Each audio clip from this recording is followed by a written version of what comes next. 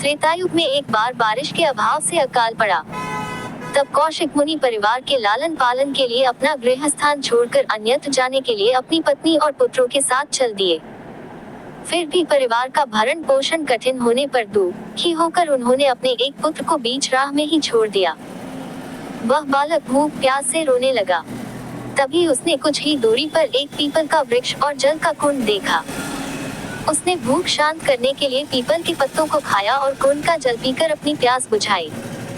वह बालक प्रतिदिन इसी तरह पत्ते और पानी पीकर और तपस्या कर समय गुजारने लगा। तभी एक दिन वहां देवर्षि नारद पहुंचे। बालक ने उनको नमन किया। नारद मुनि विपरीत दशा में बालक की विनम्रता देखकर खुश हुए। उन्होंने तुरंत बालक का यथोचित संस्कार कर वेदों की शिक्षा दी। उन्होंने उसे ओम नमो भगवते वासुदेवाय की मंत्र दीक्षा भी दी। वह बालक नित्य भगवान विष्णु के मंत्र का जप कर तप करने लगा। नारद मुनि उस बालक के साथ ही रहे।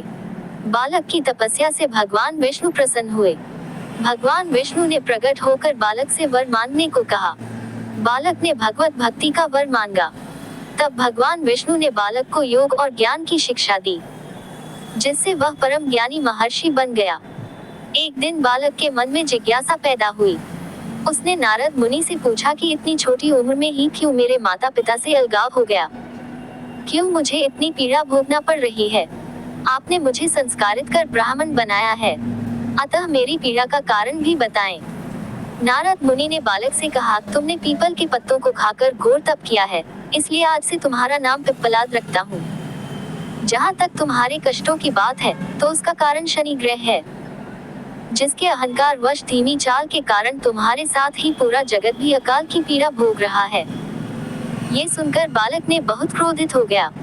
उसने आवेशित होकर जैसे ही आकाश में विचरण कर रहे शनि को देखा। तब शनि ग्रह बालक पिप्पलाद के तेजोबल से जमीन पर एक पर्वत पर आ गिरा, जिससे वह अपंग हो गया। शनि की ऐसी दुर्दशा देखकर नारद मुनि खुश हो गए। उन्होंने सभी देवी देवताओं को ये दृश्य देखने के लिए बुलाया।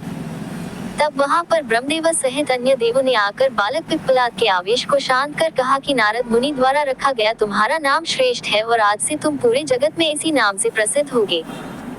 जो भी व्यक्ति शनिवार के दिन पिप्पलाद नाम का ध्यान कर पूरी श्रद्धा और भावना से पूजा करेगा, उसको शनि ग्रह के कष्टों से छुटकारा मिलेगा और उसको संतान सुख भी प्राप्त होंगे। ब्रह्मदेव ने साथ ही पिप्पलाद मुनि को शनि ग्रह की शांति के लिए उनकी पूजा और व्रत का विधान बताकर कहा कि तुम धराशायी हुए शनि को अपने स्थान पर प्रतिष्ठित कर दो, क्योंकि वह निर्दोष है। पिप्पलाद मुनि ने भी ब्रह्मदेव के आदेश का पालन किया और उनसे शनिश्चर व्रत विधि जानकर जगत को शनि ग्रह की शांति का मार्ग बताया।